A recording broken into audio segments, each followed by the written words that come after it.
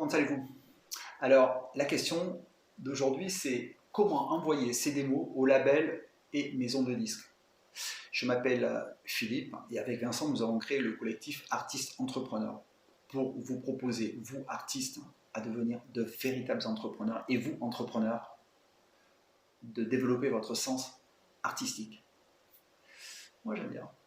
J'aime bien.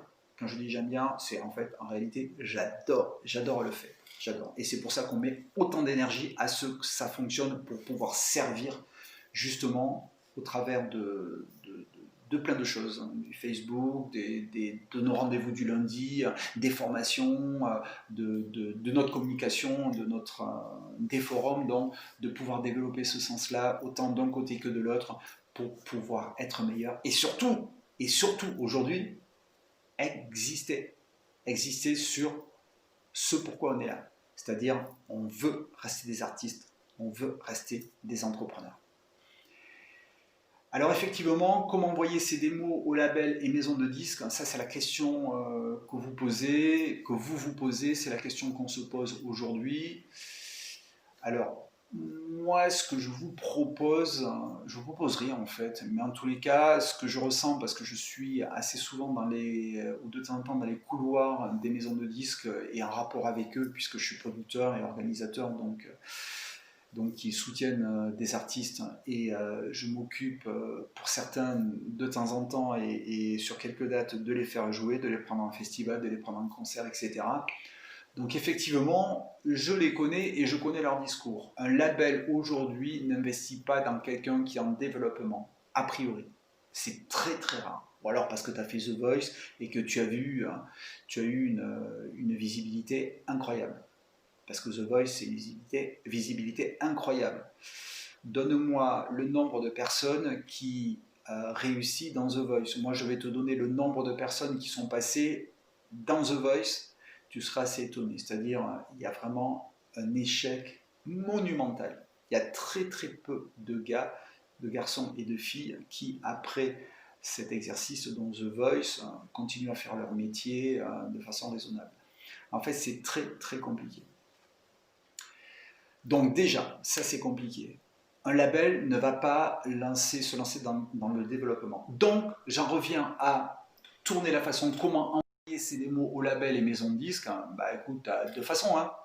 Tu vas le faire de façon courrier, tu vas taper à la porte, tu prends un rendez-vous, tu te retrouves dans un bureau et le mec te dit vas-y, on va écouter ensemble. On t'écoute avec le directeur artistique ta musique.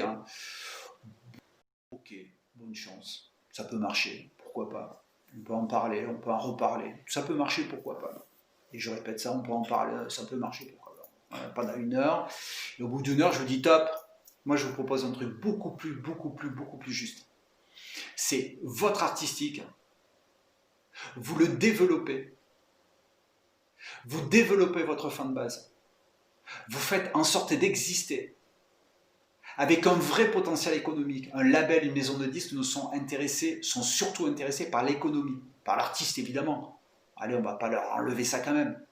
Mais surtout par l'économie qui peut dispenser cet artiste. Donc, si vous voulez aller voir ces gens-là, c'est hyper simple. Développez votre économie. Faites en sorte que votre économie, elle existe. Et le plus fort possible, évidemment. À partir du moment où cette économie, elle existe, ça va les intéresser. Parce que eux, ils savent prendre le relais. Eux, ils savent faire de votre économie soutenue par un label, petit label, comme eux, ils sont majors à tout niveau, au niveau finance, au niveau relationnel, au niveau réseau, au niveau de tout ce que vous voulez. Ils sont forts, ils sont puissants. Ils vont pouvoir le prendre en charge. Il n'y a pas de souci. Mais à la base, il faut que vous soyez identifié comme un artiste qui a un vrai solide fin de base. Un vrai socle de promotion. Un vrai sens artistique.